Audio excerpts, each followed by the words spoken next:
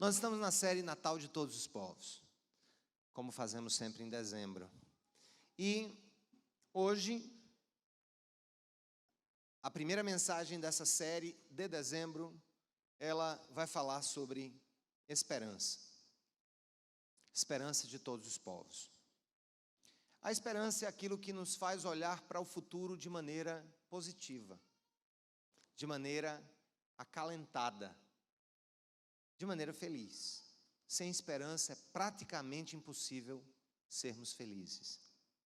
Sem olharmos para o futuro de uma maneira, como falei, positiva, não do pensamento positivo, mas positiva a partir do que a palavra de Deus nos ensina e nos garante e nos direciona. O texto que nós vamos ler encontra-se em um dos profetas mais importantes da Bíblia, o profeta Isaías. Então nós vamos ler um texto e um trecho do livro do profeta Isaías, no capítulo 9, dos versos 1 a 6. 1 a 6 do livro do profeta Isaías.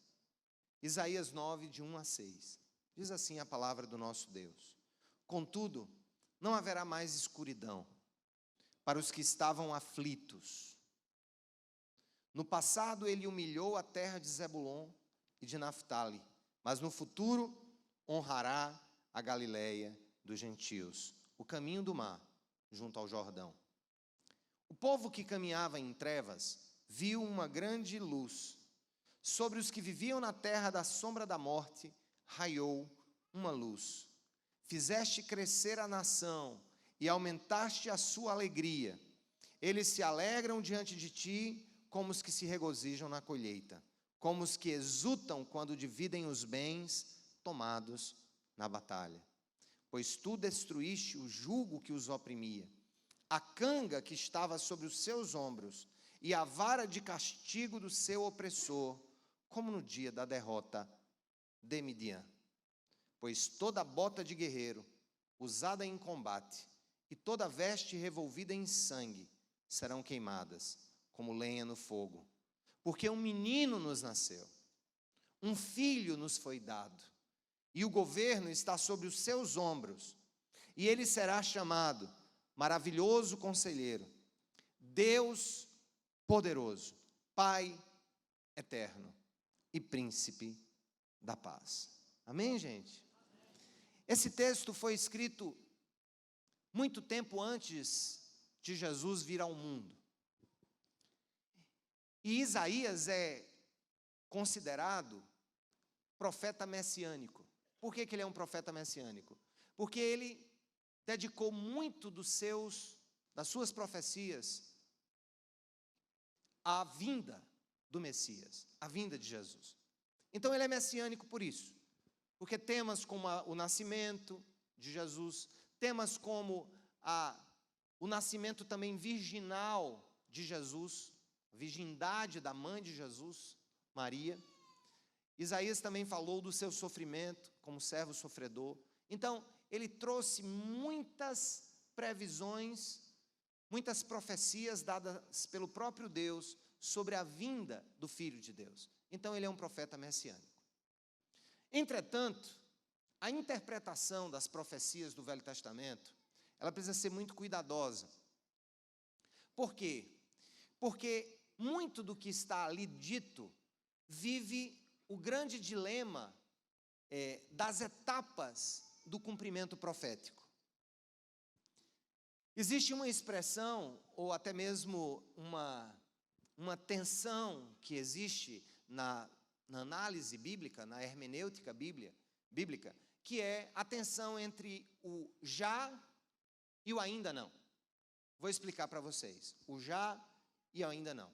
Quando Jesus veio, ele disse que o reino de Deus estava entre nós, estava perto de nós, estava ao nosso redor.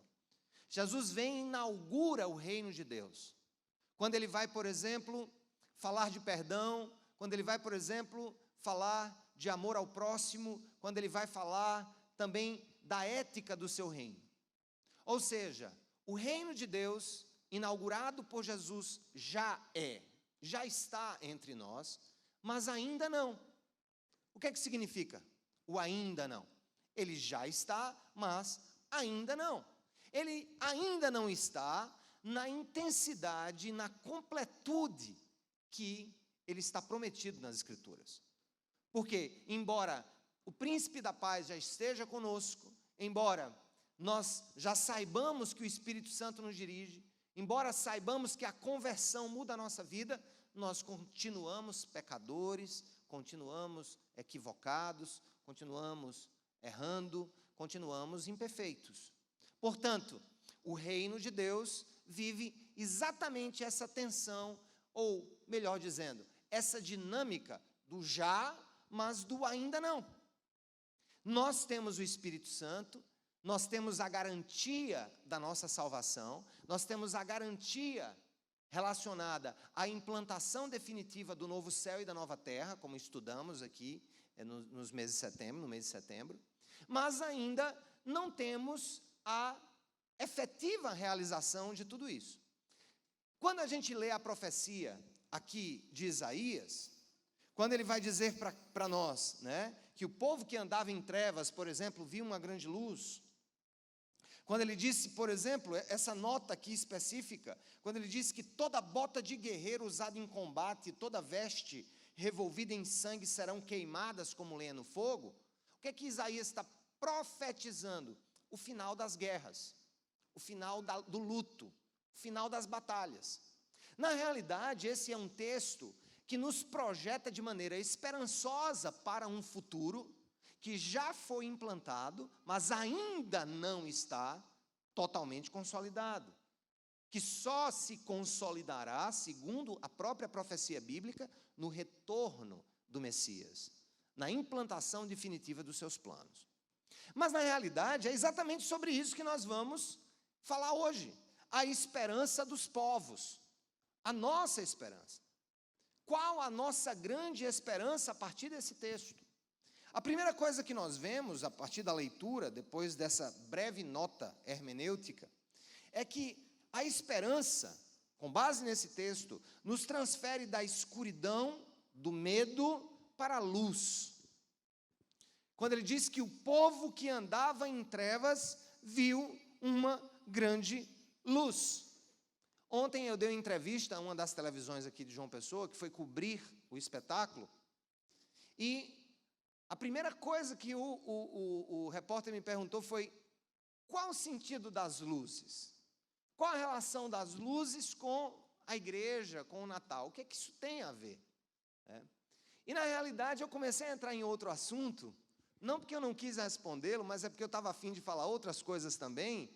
E quando eu terminei, ele insistiu: mas pastor, você não me respondeu. Qual o sentido das luzes? Por que as luzes? Por que as milhares de luzes? E esse texto me veio à mente de maneira muito clara, quando Isaías diz que o povo que caminhava em trevas viu uma grande luz. A primeira grande realidade da vinda do Filho de Deus a iluminar a nossa vida, e aquelas luzes representam exatamente a luz de Cristo que vem para iluminar, é porque, gente, quando a luz vem, ela espanta as trevas. Quando a luz de Deus vem, ela simplesmente coloca as trevas em uma situação terrível, porque elas não conseguem perseverar diante da luz. E aí nós entramos em um dilema também teológico, que habita o coração de muitas pessoas. É o problema do mal. O problema do mal, ele é enfrentado pela ciência, né, por alguns cientistas ateus, ele é enfrentado pela filosofia, ele é enfrentado pela teologia. E a grande pergunta é: se Deus é bom, por que o mal acontece? Se Deus é bom, por que nós estamos sempre lidando com a dor, com o luto, com a incerteza, com a depressão, com as ansiedades da vida? E aí, gente, a resposta eu daria com um exemplo muito claro sobre o poder da luz e sobre o que as trevas são na realidade. As trevas, elas não têm existência autônoma. O mal não tem existência autônoma. As trevas e o mal, na realidade, são a expressão da ausência da luz. da ausência da bondade. E aí eu vou trazer um exemplo que todo mundo aqui, se tiver um pouco de idade, né, já experimentou. Não sei se você já teve a oportunidade de, por exemplo, naquele tempo, a gente não fala mais em vela hoje, né? Porque todo mundo tem uma lampinha, né? Uma luzinha aqui no celular. Mas observe na sua infância, talvez um dia que tudo se apagou na sua casa em um blackout, e qual é a nossa primeira ação, né? É ir atrás de uma caixa de fósforo, de uma vela, né? Os fumantes logo acendiam os seus isqueiros. Mas eu não sei se você percebeu, gente, nós podemos estar nas mais densas trevas, nem precisamos de uma luz muito forte para dissipá-las. Basta uma pequena luz, uma pequena iluminância, vinda de um fósforo, ou vinda de uma lâmpada de celular, que já nos dá um senso de quê? De direção. O que nós queremos na escuridão é senso de direção. Eu sei que muitos não gostam do escuro porque têm medo, mas outros veem no escuro apenas um obstáculo ao senso de direção, porque nós simplesmente não sabemos o que é que tem perto de nós, para onde nós vamos e etc.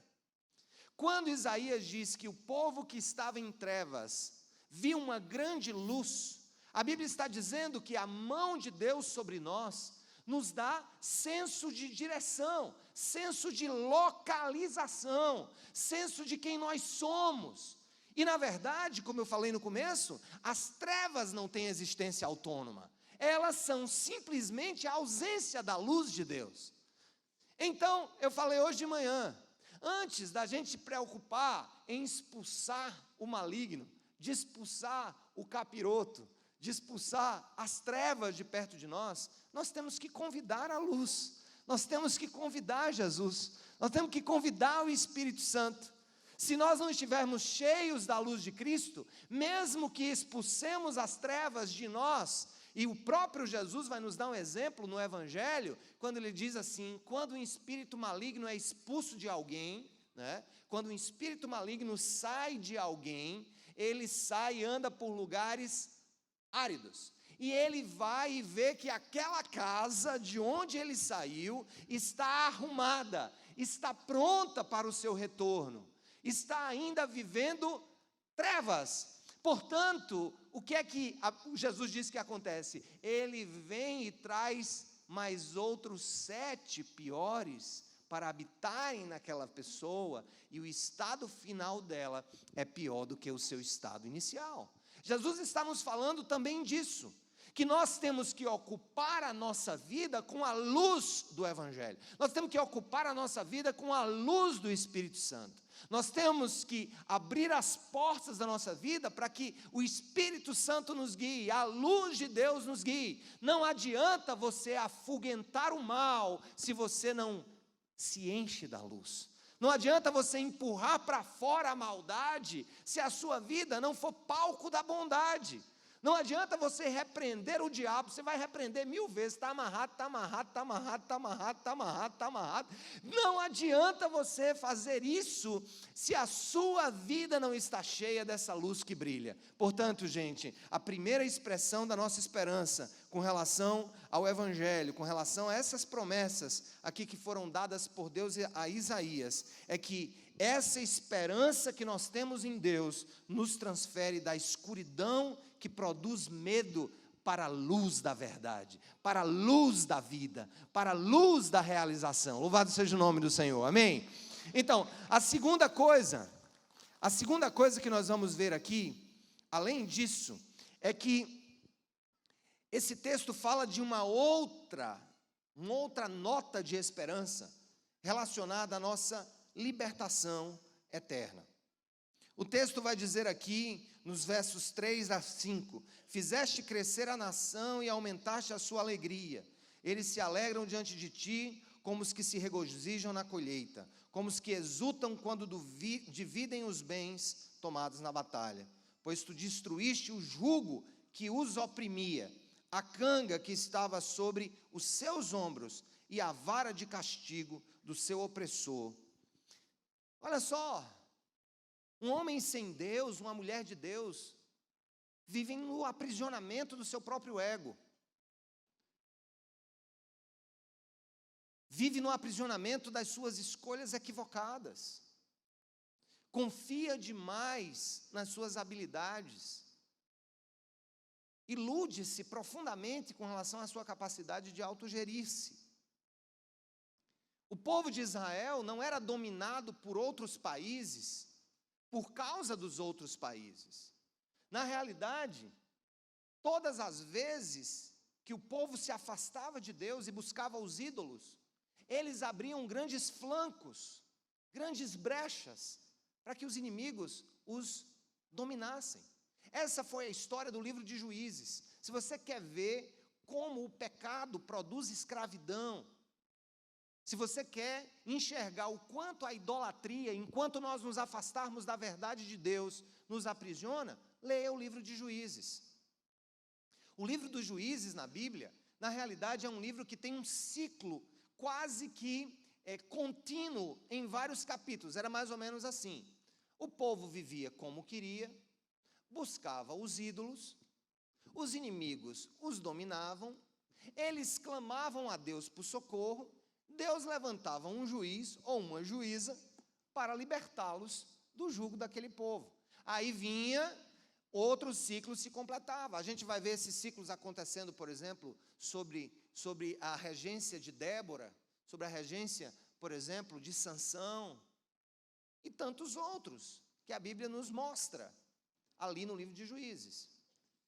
Isaías vai dizer que a presença desse que é o Messias na nossa vida nos liberta de nós mesmos, nos liberta dos nossos pecados. Gente, se você não conseguir dar um salto de interpretação e entender que pecado não é aquela coisinha que Deus impede que nós façamos, e no final das contas é uma busca por autoaprisionamento, se você não entender que o pecado na realidade é algo que nos afasta da completude do nosso próprio ser e da finalidade do propósito da nossa própria vida, se você continuar entendendo e interpretando o pecado como aquele conjunto de preceitos que Deus um dia resolveu, estava pescando, e resolveu dizer: eles não podem fazer isso, ou não podem fazer isso, e eu quero que eles façam isso, isso e isso. Nada disso.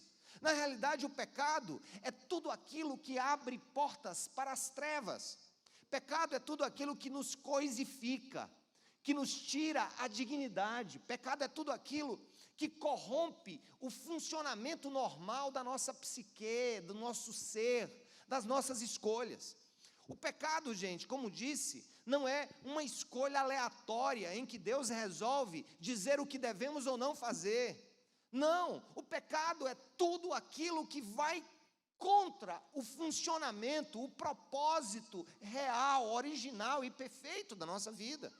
E observe que todos os nãos de Deus, e aqui eu quero ir lá para o Decálogo, os 10 mandamentos, observe, por exemplo, que todos os nãos de Deus que estão ali, eles são nãos protetivos.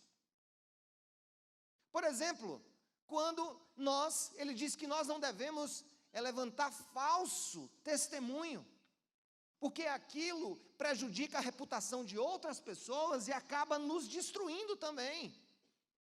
Quando ele diz não adulterarás, ele não está sendo, gente, simplesmente um Deus aprisionador, muito pelo contrário.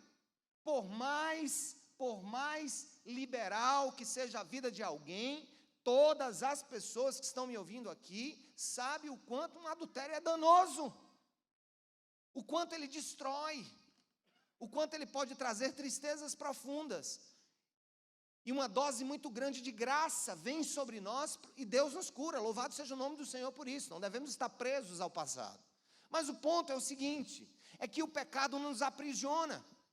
Aqui, a escolha que o profeta faz para elucidar ou para exemplificar o poder do pecado era exatamente a dominação que os povos colocavam sobre Israel quando Israel se separava de Deus, ou quando Israel esquecia os preceitos eternos de Deus. É por isso que o profeta vai dizer assim, Ele vai dizer: destruíste o jugo que os oprimia, a canga que estava sobre os seus ombros, e a vara de castigo do seu opressor. Na realidade, gente, nós somos oprimidos pelo próprio pecado, nós somos oprimidos pelas nossas próprias escolhas equivocadas. E Jesus vem não apenas fazer brilhar o nosso caminho, nos dá senso de localização, nos dá senso de quem nós somos, mas também Jesus vem para nos libertar, primeiramente, de nós mesmos. Nós somos os nossos maiores inimigos. As nossas escolhas equivocadas, os nossos pecados, nos fazem ser os nossos maiores inimigos. Eu sou o meu maior inimigo. Sabe qual é a oração que eu sempre faço ao Senhor? Senhor, me livra de mim. A gente está sempre pedindo para Deus nos livrar dos outros, né? Se a gente começasse dizendo: Senhor, me livra de mim. Me livra de mim mesmo nessa manhã. Me livra de mim mesmo hoje, das minhas escolhas equivocadas, dos meus olhares inapropriados. Senhor, me livra de mim. Me livra de mim. Me livra daquilo que são as próprias correntes que eu ponho sobre a minha vida. Senhor, me livra, me faz livre, me faz andar livremente. Louvado seja o nome do Senhor. Esse Jesus que nos dá esperança, não só nos dá luz, localização, senso de quem somos, mas também nos liberta do pecado, nos liberta de nós mesmos, nos liberta daquilo que nos oprime. Amém, gente? E finalmente, já caminhando aqui para um terceiro ponto antes da conclusão, e aquele velho ditado, né? Quando um pregador diz finalmente, é porque tem mais meia hora. Mas não é não, gente. Eu quero falar pouco hoje e eu quero deixar uma mensagem que vai nos conduzir nesse ano, e especialmente nesse mês de dezembro, porque dezembro é um mês de decisões importantes. Não adianta você acender a luzinha na sua casa se você continua em trevas. Não adianta você ver que dezembro é um mês de perdão se você não deixa os seus pecados e perdoa-se a si mesmo. Se você não perdoa os outros. Mas há algo que é dito aqui no final, quando ele fala: pois toda bota de guerreiro, usada em combate, toda veste revolvida em sangue, serão queimadas como lenha no fogo. Desejo de paz. A não ser que a gente tenha algum distúrbio, alguma sociopatia, mas nós queremos paz. Via de regra, nós queremos paz, sim ou não, gente? Quem gosta de estar brigado com as pessoas? Quem gosta de estar brigado com os amigos, com os irmãos, com a família? Quem gosta de ver guerra? Quem gosta de ver luta de classes? Quem gosta de ver guerras entre países? Quem gosta de ouvir uma mensagem que soltaram uma bomba, ou que alguém perpetrou um atentado contra alguém? Quem gosta de ver pessoas sendo mortas, asfixiadas em um incêndio por causa de guerras? Ou quem gosta de ver crianças sofrendo, amputadas por causa de guerras? No fundo do nosso coração há um profundo desejo de paz, um desejo de vivermos em paz. Paz conosco, paz com o próximo, paz com Deus. Nós temos esse desejo. Isaías vai usar exatamente aqui uma das representações da guerra, e que diz que Deus vai queimá-la, exterminá-la, quando ele diz, repito: toda bota de guerreiro usada em combate, toda veste revolvida em sangue, serão queimadas como lenha no fogo. Isso aqui é uma promessa de que Jesus não é apenas a nossa luz, não é apenas a nossa libertação, Jesus é também a nossa paz. Ele também é a nossa paz, amém, gente? Ele é o príncipe da paz. Ele que nos dá esse senso, em primeiro lugar, de paz com Deus. Eu tenho descoberto nesses anos de caminhada, de peregrinação, de altos e baixos, eu tenho visto e tenho sido confrontado de maneira muito completa pelo Senhor a respeito desse senso de estar bem com o meu Deus, de estar com a minha consciência tranquila diante do meu Deus. É aquele senso que eu falei há 15 dias, quando eu preguei aqui, eu acho, sobre Daniel. Foi há 15 dias que eu preguei sobre Daniel aqui para vocês? Quando Daniel, ele é acusado de quê? Ele é acusado simplesmente de estar com Deus. Eu quero que essa seja a acusação. Ele anda com Deus, ele ora a Deus, ele confia em Deus. Olha que bênção. Ele estava no meio de uma grande guerra cívica ali, as pessoas estavam querendo destruí-lo. E ele estava em paz com Deus. Expediram um decreto aí totalmente anômalo para impedi-lo de ser um adorador de Deus, do Deus dele, e ele nem, ele jogou as favas. Abriu a janela como era de costume, ajoelhou-se como era de costume e adorou ao seu Deus. E por isso ele foi condenado, porque ele adorou ao seu Deus. Aquele homem vivia em paz. Aquele homem vivia em paz. Gente, eu vou dizer uma coisa para vocês. Eu não me alegro profundamente a ponto de dizer assim, eu tenho prazer em ver um corrupto ser preso. Eu quero que ele seja preso, porque isso se perfaz a justiça em um estado sério. Mas eu não vou dizer a vocês que eu fico, olha que coisa linda, tá lá, Lula está lá sozinho, ou o Disseu está assim. Não, eu não me alegro com isso. A gente não deve se alegrar com o sofrimento dos outros. A gente deve se alegrar com a justiça. Eu vejo que isso é um tanto quanto dúbio. A gente se alegra com a justiça, mas a gente não se alegra com a dor do outro. Ninguém deve se alegrar com a dor dos outros. Não se alegre com a dor dos outros. Até porque hoje pode ser alguém que nós não gostamos e amanhã pode ser alguém que nós gostamos. A gente não deve se alegrar com a dor do outro. A gente se alegra que a justiça está sendo feita e que o país está sendo passado a limpo em todos os lados. Mas onde é que eu estou querendo chegar? Eu fico pensando, gente, agora, eu quero ir para o drama do Rio de Janeiro. 4 governadores já presos naquele estado, gente. Como é que pode ser? É uma coisa assim. E é interessante que eu li eu estava em Brasília, na primeira semana que eu estava lá, a Samara me acompanhou, na segunda semana, e nós fomos a um filme, assistir um filme, que eu indico para vocês. O nome do filme é O Doutrinador, um filme nacional. E sabe qual era a temática? Sabe como é que começava o filme? Isso há 20 dias. Era um cara, um policial, revoltado, porque sua filha tinha sido morta, e eu não vou dizer os detalhes, e ele simplesmente, a filha dele tinha sido morta violentamente, e quando ele foi a um hospital não conseguiu atendimento. E ele sabia que tinha havido um desvio do dinheiro para a saúde no seu estado. Sabe como é que o filme começa? Ele invadindo o palácio do governo do Rio de Janeiro e matando o governador a socos. O governador do Rio de Janeiro, que havia sido preso um mês antes e solto com a liminar, com o habeas corpus, e estava respondendo em liberdade.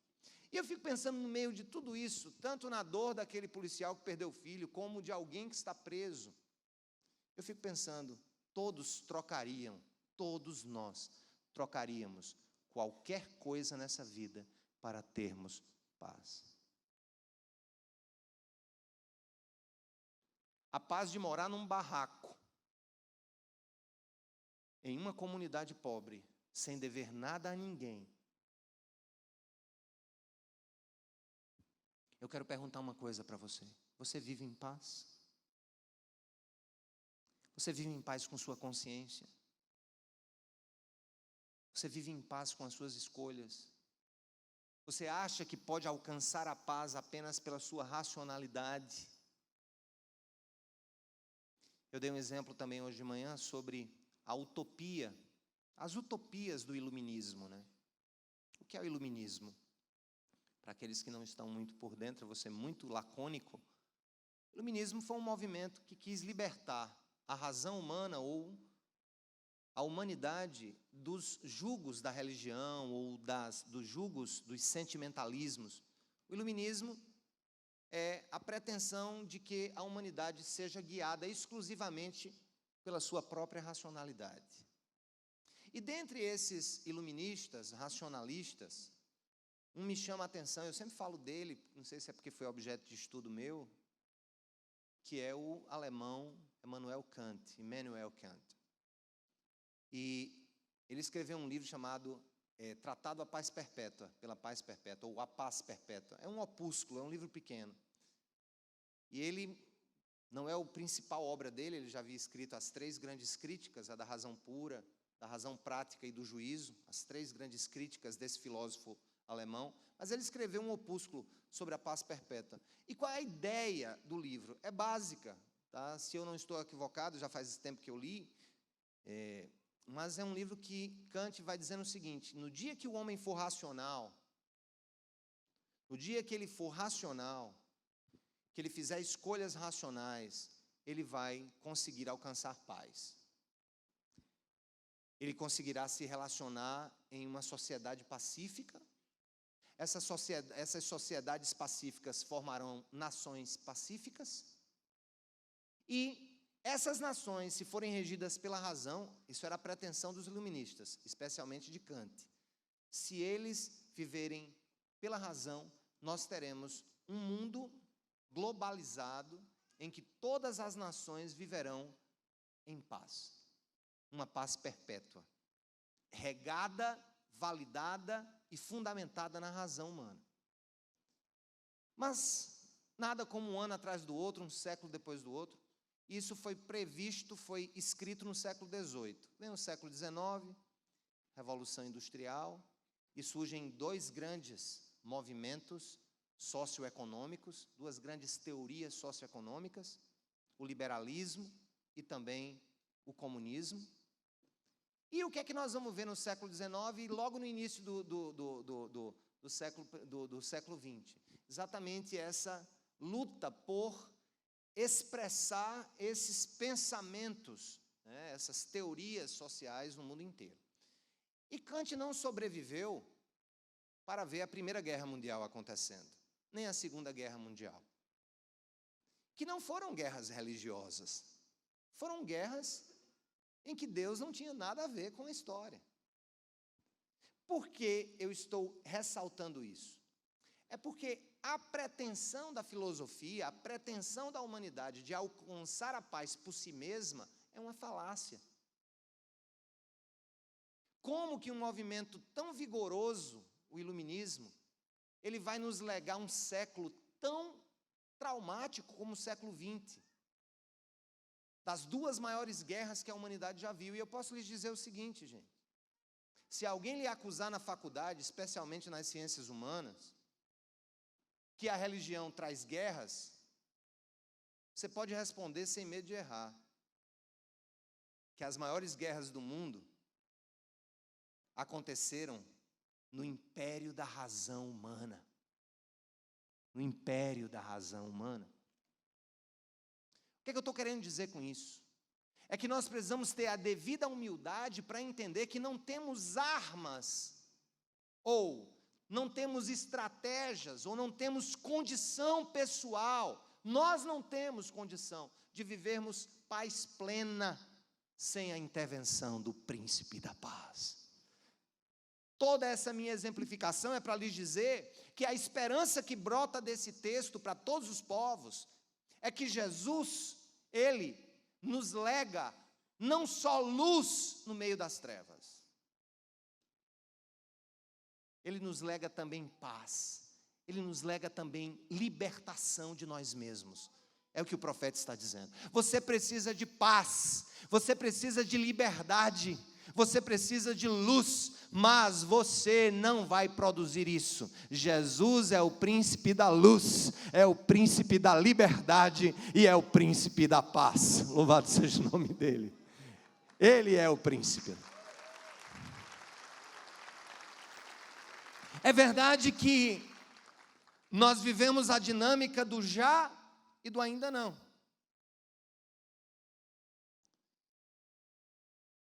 E algo que me chama a atenção também nesse texto é quando ele vai encerrar. Vocês podem ler comigo? Estamos no finzinho agora mesmo. Finzinho do texto, quando ele vai dizer aqui, verso 6: porque um menino nos nasceu, um filho nos foi dado, e o governo está sobre os seus ombros. E ele será chamado Maravilhoso Conselheiro, Deus Poderoso, Pai Eterno e Príncipe da Paz. Eu quero me concentrar nisso. Eu acho que quando o povo lia, não entendia, um menino nos nasceu, um filho nos foi dado, e o governo está sobre os seus ombros. Sobre os ombros de quem? Do menino. Isso para nós pode passar pelo filtro do óbvio, mas eu preciso também de uma nota hermenêutica aqui, para vocês entenderem melhor o que ele está querendo dizer. E o quanto esse texto soa como estranho para o judeu desse tempo, ou dos tempos de Jesus. O judeu dos tempos de Jesus, eles viam as mulheres como res, como coisa. Assim como as crianças eram tidas como tolas, não produtivas, totalmente dependentes, meio que um estorvo necessário. Ou alguém, para os mais bondosos, que não teria nenhuma capacidade de contribuir para a sociedade.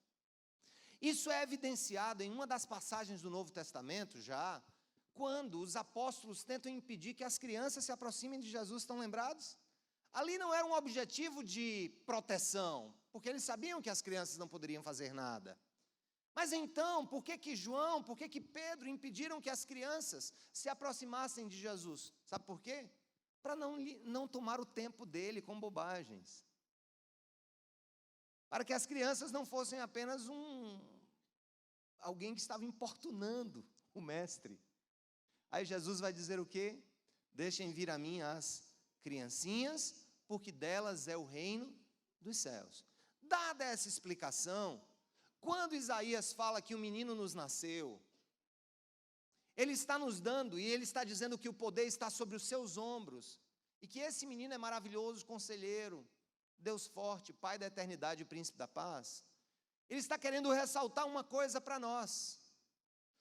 Jesus não se torna Deus no processo de maturação como pessoa. E mais ainda, Jesus não é Deus a partir do momento que nasce da Virgem Maria. A teologia cristã autêntica, tanto católica quanto protestante, vai nos dizer que Jesus é eternamente Deus. Então, Jesus não se torna Deus quando começa a fazer milagres. Jesus é Deus no ventre e nos braços de Maria. Jesus já é Deus ali, no ventre e nos braços da sua mãe. É isso que o profeta vai dizer para nós. Que a divindade de Cristo, ela não é circunstancial, ela não é temporal, ela não está limitada à sua idade adulta ou os milagres que ele realizou. Não, ele é o Deus incriado, eternamente incriado. Ele se faz homem, ele se faz carne ali naquele momento. Ele revela a sua natureza eternamente humana também no momento que ele nasce. Isso nos dá uma garantia que esse sobre quem ele está falando, que é o príncipe da paz, que ilumina a nossa vida nas trevas, que nos liberta de nós mesmos, não é apenas um líder religioso, não é alguém que vai nos libertar pela força dos seus argumentos, ou pela força da sua sabedoria. E aí nós precisamos também nos reconhecer pequenos diante de muitos sábios e sábias que viveram nesse mundo, de homens e mulheres que contribuíram em muito para um avanço das nossas civilizações. Mas o ponto que eu quero chegar aqui é que esse que ilumina os nossos caminhos, que nos liberta dos nossos pecados, esse que nos dá aí a libertação contra o medo também, que nos dá paz, ele não é uma pessoa comum. Jesus não é um homem comum, ele é comum por ser homem, mas é um homem incomum por ser Deus.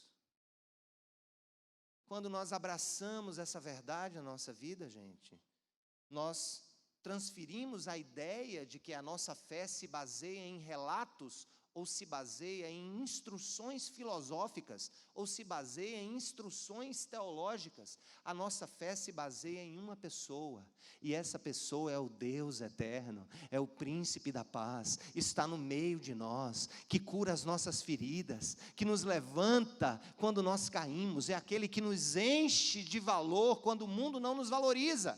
Esse Deus eterno está no meio da igreja, Ele ama a sua igreja, Ele ama o seu povo, povo, Ele cura enfermos, Ele levanta os oprimidos, Ele salva os perdidos, Ele perdoa os seus pecados, Ele te valoriza como ninguém, Ele me valoriza como ninguém, e não há nada tão belo como termos a esperança de que o nosso amanhã será brilhante, nosso amanhã será maravilhoso, não porque temos um novo presidente, não porque temos novas teorias sociais, o nosso amanhã será maravilhoso, porque Deus é o Senhor do nosso amanhã, Jesus é o Senhor do nosso futuro, Jesus é o Senhor da nossa vida, Jesus nunca nos deixará de lado, aleluia. Cultive a esperança, não esperança em si mesmo, não esperança nos novos modelos socioeconômicos, não esperança naquilo que nós sabemos que é passageiro. Devemos sim ter a nossa primeira esperança depositada naquele que nos ama mais do que ninguém, aquele que nos fez a sua imagem e semelhança, aquele que nos deu como legado a mensagem do Evangelho, que precisa ser espalhada, precisa ser contada. Isso é o Natal, essa mensagem sendo contada, sendo espalhada. Ele que nos dá paz, Ele que nos dá luz, Ele que nos liberta, Ele que nos protege, Ele que nos levará até o fim da jornada, e seremos o já e o ainda não se unirão, e nós viveremos a completude da vontade de Deus um dia, novo céu e na nova terra, onde habitarão eternamente a justiça. E aí sim, nós vamos olhar para trás e dizer: valeu a pena ter insistido, valeu a pena ter tentado mais, valeu a pena termos colocado a nossa vida diante do Senhor. A Ele a honra, a glória, o louvor e a exaltação pelos séculos dos séculos. E você deve dar agora a maior salva de palmas dessa noite para Ele, para o Senhor dos senhores, para o Rei dos reis, para aquele que nos fez, aquele que nos guarda. Aleluia! Mais alto!